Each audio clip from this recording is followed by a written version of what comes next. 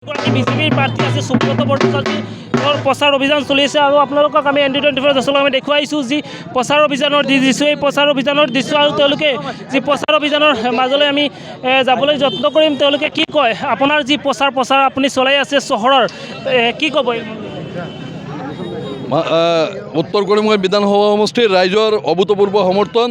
আৰু মাননীয় মুখ্যমন্ত্ৰী ডক্টৰ হিমন্ত বিশ্ব শৰ্মা মহোদয়ৰ নেতৃত্বত পুনৰবাৰ চৰকাৰ হ'ব মানুহ নিশ্চিত আছে আৰু এই ওচৰত এই বিধানসভা সমষ্টি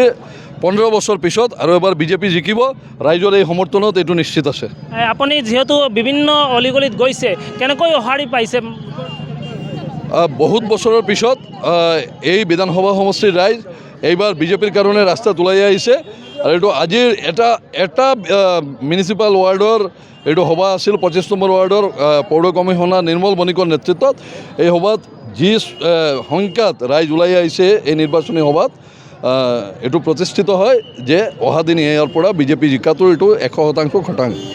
আপোনালোকক আমি ND24 আমি দেখুৱালোঁ যেন তেওঁ যি প্ৰচাৰ অভিযান এই প্ৰচাৰ অভিযান শেষ কৰি তেওঁ ওলাইছে আৰু তেওঁৰ যি মন্তব্য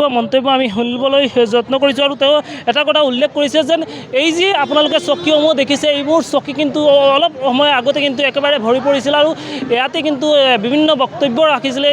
যিগৰাকী সুব্ৰত ভট্টাচাৰ্য উত্তৰ কৰিমগঞ্জৰ বিজেপি দলৰ যিগৰাকী প্ৰাৰ্থী সুব্ৰত ভট্টাচাৰ্য ডাঙৰীয়া আৰু এনেদৰেই শ্ৰীভূমি চহৰৰ বিভিন্ন অলিগলিত গৈ তেওঁলোকৰ যি চহৰৰ এই চহৰৰ প্ৰচাৰ তেওঁ চলাই গৈছে আৰু মানুহৰ সঁহাৰি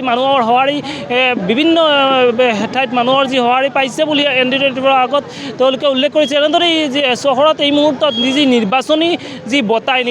বতাহ একেবাৰে যি গৰম বতাহ বলিবলৈ আৰম্ভ কৰিছে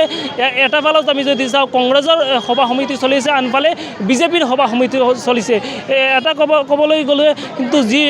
9 এপ্ৰিলৰ যি নিৰ্বাচন হ'ব এই নিৰ্বাচনই কিন্তু দাখিল কৰিব যেন কোনে জয় নিশ্চিত কৰে বিজেপি নে কংগ্ৰেছ এয়াই হ'ব লক্ষণীয় বিষয় শ্ৰীভূমিৰ পৰা ৰোহন মালাকাৰৰ ৰিপৰ্ট ND24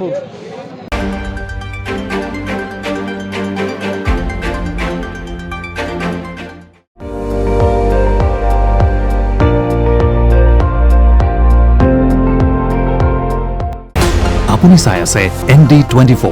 সৰ্বশ্ৰেষ্ঠ নহয় সৰ্বোত্তমৰ দৌৰ